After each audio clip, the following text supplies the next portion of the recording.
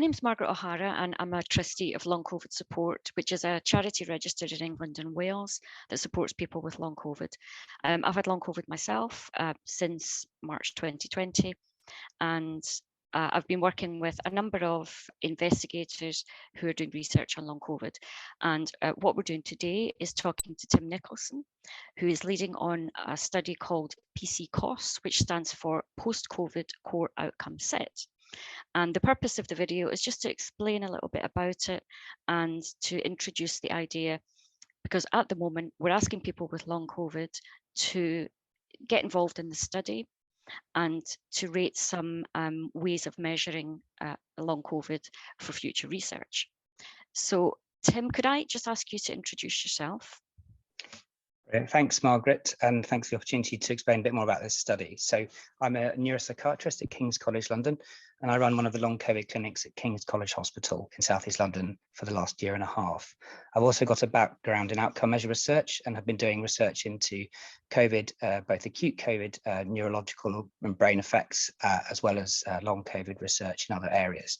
But as you mentioned, I co-lead a large international team with broad expertise across all aspects of outcome measurements themselves and also long COVID and COVID in other settings. So this is the PC-COS study, as you've mentioned, and we're doing it in collaboration with the World Health Organization, several other big international studies, and we're funded by the NIHR, which is the National Institute for Healthcare Research in the UK, so the research wing of the NHS essentially. So thanks for allowing me to explain a bit more about this study.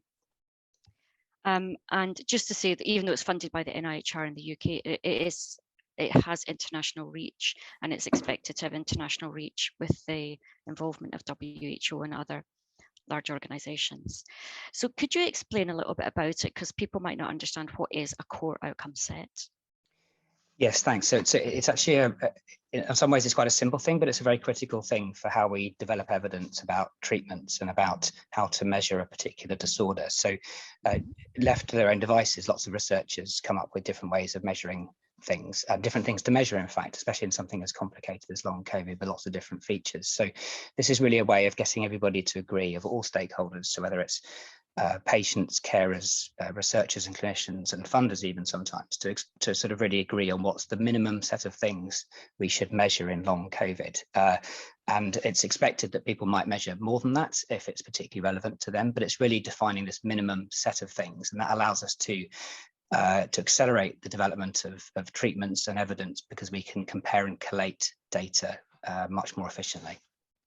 So that would be, when you say things, you mean symptoms and other outcomes related to that, like maybe your function and your quality of life and that kind of thing. Exactly. And I've already been involved with you for quite a while in the first set of work. This is a follow-on. What you're doing at the moment is part 2. So could you explain a bit about part 1 and what you did there? Yeah, thank you. So part 1 was a survey, and many people, some people watching this might have taken part in the first survey, which where we got all these stakeholders, so the patients, carers, professionals, as either clinicians or researchers, to rate what aspects of long COVID are the core features. And of course, that's quite complicated with long COVID. But we managed to achieve consensus in a big study we ran last autumn, which we got over 1,500 participants, over half of which were patients with people with long COVID, and including some carers as well, and from over 70 countries. So it's a very broad, and that's a large number for this sort of study, but we know it's also a complicated disorder, and we need lots of people to achieve the best possible sort of views of everybody on what we should be measuring. So we managed to do that after having identified all the outcomes people are measuring in current and future studies. So that was quite a big piece of work, and that's actually just being published this week in Lancet Respiratory, and there'll be a podcast which we can put in the link below as well, which will have a bit about that particular study if people want to read more about it. So the outcome of that was that there were 11 things which were felt to be the absolute basic minimum. Yeah. And now the next stage is to say, okay, we as a community have decided that you've got to measure these things. Now, how are we going to measure them? Exactly. So there were 11 things over and above one which we used from the a similar core outcome set for acute COVID, which was recovery. So whether someone, a sort of basic assessment was whether someone's recovered to another 11 things. And as you say, those are across different sort of symptoms and other aspects, functioning, etc. Yeah. So the next stage is to work out how to measure those particular outcomes. So this is the slightly more complicated, detailed part where we do a similar sort of review of everything that's been used in current studies or is planned in studies where they've published their protocols online. So we can see what people are either doing now or about to, or have done, or what they're about to do, and then how they've, what measures they've selected. So we're going to present those to all these stakeholders within a similar sort of Delphi study, so a round of studies where you get people to rate things and then see how other people rate it, and you've got the opinion, you've got the chance to change your view and try and achieve consensus on, because everyone's going to have slightly different views on what the best thing is. So it's really that same iterative process within an online survey. So this is another two-stage process where, to begin with, you rate these instruments, and then that all gets boiled down, and then you get presented again with the results, and you get an opportunity to see whether you agree with them. Exactly. And this like what happened in the first time. Exactly. The only other slight difference is it's a three-stage process, because we've got the facility here to add in measures that people suggest. Any stakeholder can suggest a measure that's not already identified and say, well, actually, well, have you considered doing this? So we can, if enough people suggest something that's appropriate for that outcome, we can add that in. So there's an extra stage where we're doing that, and then so yes, but that's I think important to know, because if there is something there that you know someone thinks should be added in, you can suggest it. Okay, so this is slightly more complex than the first time, because you will be, as a person taking part in this, you'll be presented with a whole range of different outcome measures, and these outcome measures, they're generally questionnaires or rating scales and things like that. And so there are a lot of them because there are a lot of symptoms. Could you give an example? Could you show us what that might look like for people who are taking part and what they might be presented with? And I can show you hopefully just an example of one of these cards. So basically we've made instrument card of an outcome measure. So we have the outcomes, and then you have the outcome measures which measure those outcomes. So it gets a bit sort of confusing, but these are the outcome measures themselves. So this is one which is to measure physical function, and hopefully you can see it now on your screen. So it's really just a page. Some of them are a bit more complicated. I've chosen one of the sort of mid-level complexity. There are some which are quite simple and some which are a bit more complicated, but it's really between 1 and 2 pages of information. And a lot of this information can be quite technical, because it's obviously lots of professionals need to rate it, but also patients. So we've got a sort of plain language summary that you can see in the grey box near the top, and that sort of gives you the key headline features of that measure. So for example, how long it takes to complete, and sort of hopefully something that can make sense about what it's trying to capture, and give you an idea of what it's doing, and then you can see whether this is something that feels like something that's measuring that aspect of long COVID well for you. And then you can also click on these hyperlinks within the card. So these will be shown within the survey. And can you see the actual instrument itself?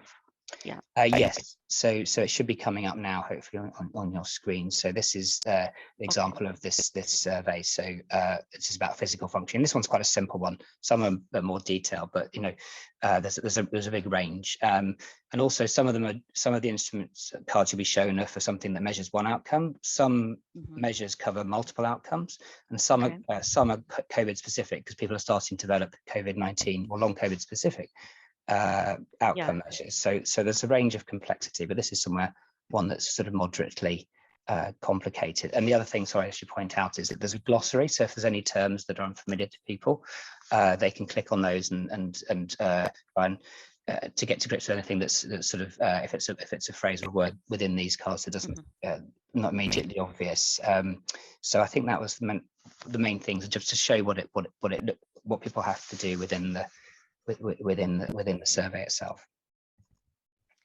And I wanted to point out as well that these instrument cards have been developed with people with long COVID, myself and others, and we're walking a line between trying to simplify quite complex information, but not simplify it too much that you lose the details. So we have come up with this as a sort of compromise, and a lot of the technical information isn't relevant necessarily for people with long COVID. So if you just wanted to look at the plain English summary and go straight to the instrument itself, and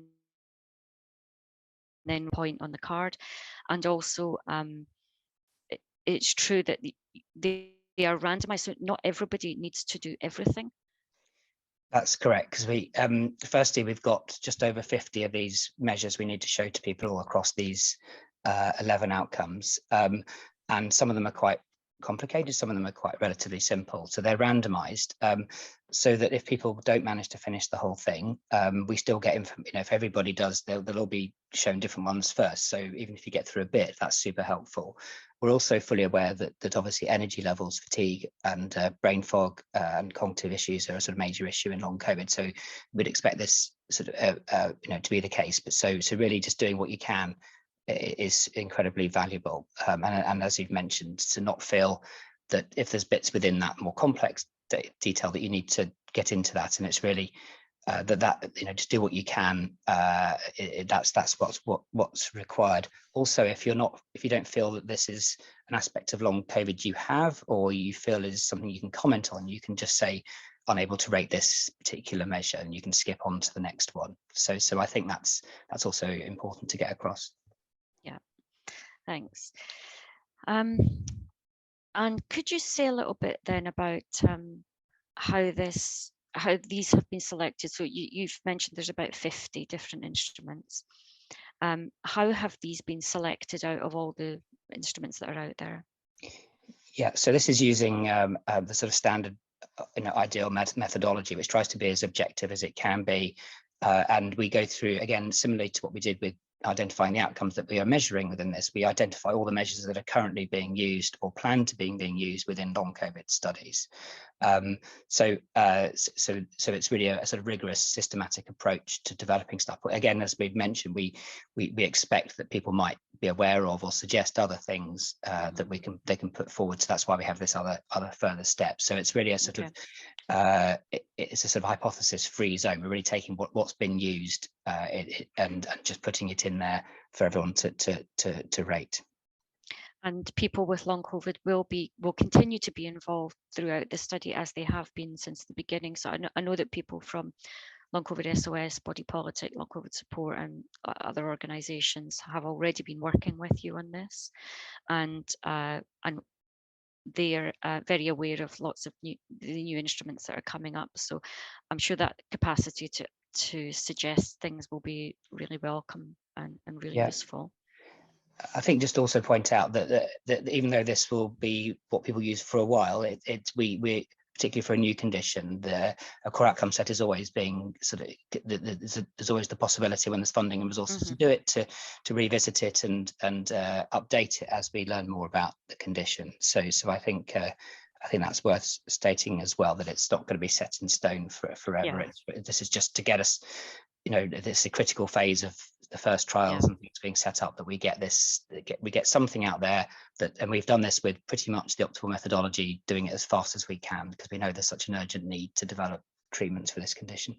Yeah, so in the fullness of time, there may be long COVID specific instruments developed and they can be incorporated into it. And more of them, or we'll have more data on how they work and their relative merits than we do at the moment.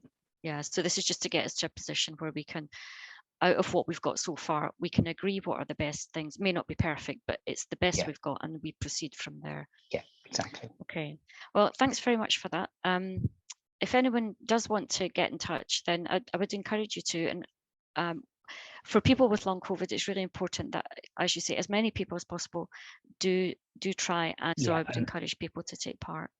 Thank you. And I forgot to mention that there's a save for later, so it doesn't have to be done in one sitting. You can take as long as you want until the study finishes. So you can do it in lots of little 5-10 minute bursts, whatever it takes. And obviously there's a big variation in how quickly people can manage it, given sort of their energy and how their cognition's going and stuff. So I think I should have made that before, but it's a critical point. But you can pause it and stop and pick it up as you go along. Okay, so thanks very much for that, and nice to speak to you this morning. Thank you for the opportunity to explain a bit more about the study. Thank you, Margaret.